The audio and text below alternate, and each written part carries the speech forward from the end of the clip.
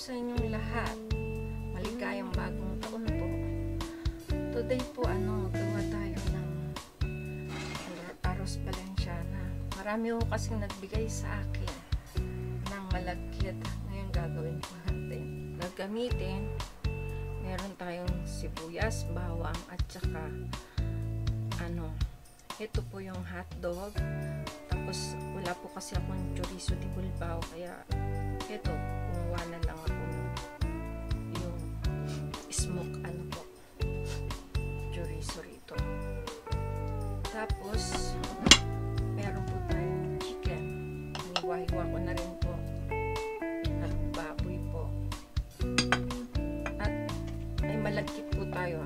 Hindi po ito mawawala. Mailuto ko na po siya. Masyadong maliit yung ating space. So magkikisa na po tayo. Dito tayo gagawa.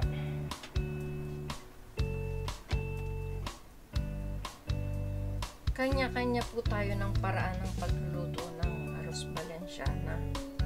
Ito po ang style ko kasi mas mabilis at hindi nalalabo yung ginagamit ko po rito yung malagkit kasi mas masarap po siya. O yung mga nagre-request dyan ng ng arroz valenciana ko po, eto na po, iluluto ko na po. First, lagay po tayo ng olive oil. Yan.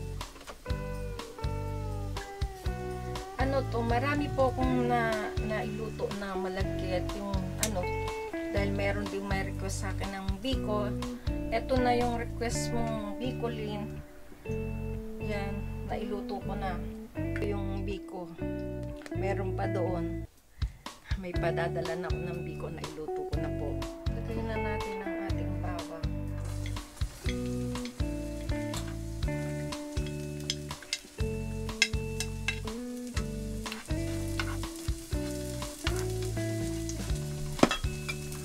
Lapit ko po rito ang ating video para makita.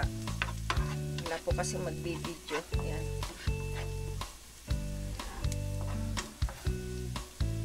Lagyan na natin ang ating sibuyas.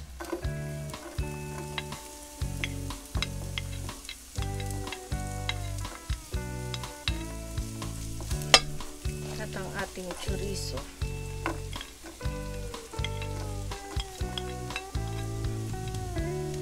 At ang ating hotdog para lumabas na yung lasa niya. Ilagay kasi yan ang flavor yung lasa niya. Para masarap ang ating arroz valenciana. Ilagay naman natin ang ating baboy. At ang ating manok. Ilagay na natin siya. Yan natin ng seasoning. Salt and pepper. Lagay naman natin ang hipon.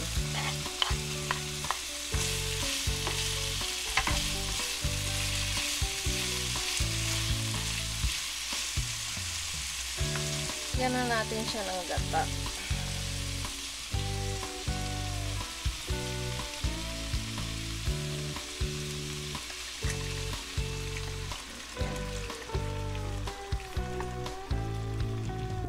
Lagyan din natin siya nitong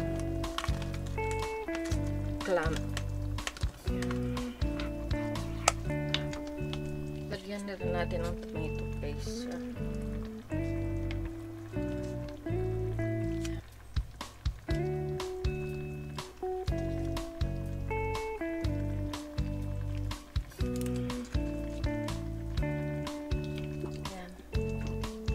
Hintayin lang po natin na medyo maluto ang ating mga sangkap, yung baboy natin at saka yung ating manok. Para mag-balance po kapag maglagay po kayo ng konting asukal po.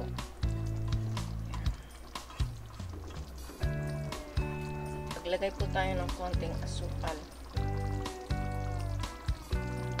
Depende po sa panlasa nyo.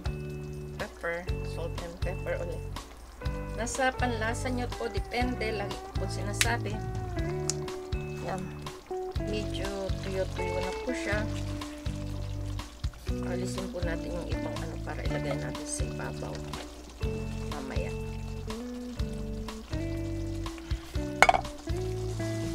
Ilagay na po natin ang ating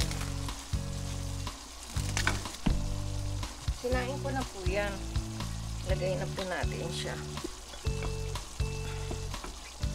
Mainit pa siya. Yan.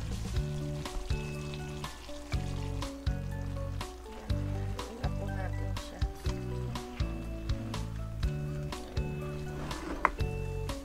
Halo lang tayo. Ito na po. Lahat nalagyan na siya. Malasa po kasi pagka ganito na niluluto mo na siyang maigi yung ano niya para malasa po lahat ng ingredient. Ilagay po tayo ng garbanzos ay green peas. Ayan.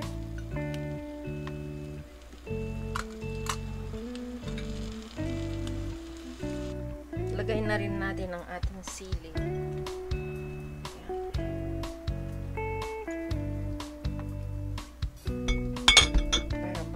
Siya. Saka natin haluin ulit.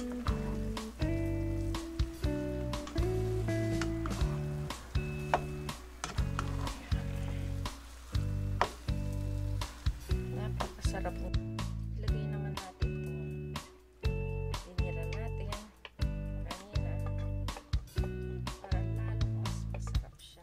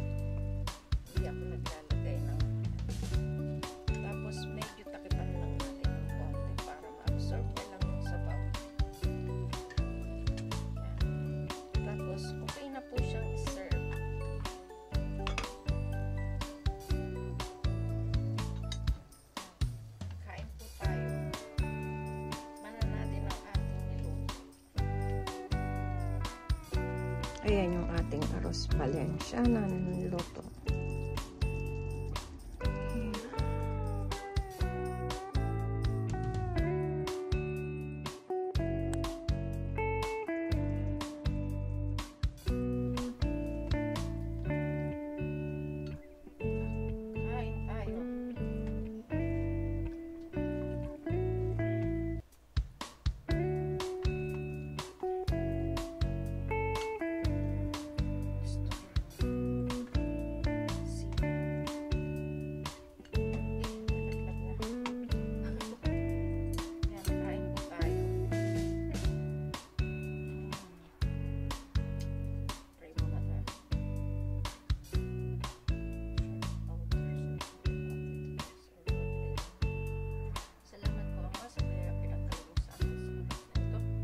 Magsilbing kalakas ang kagalingan para sa amin.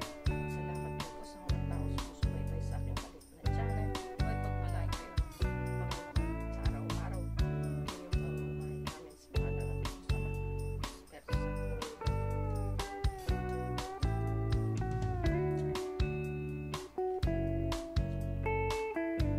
Gawin niyo na po ito sa banyo. Simple lang po ito.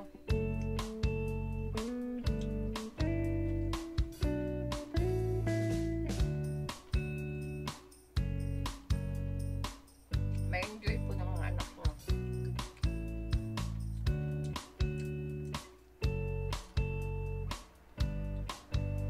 Bye-bye na po. God bless po sa inyong lahat.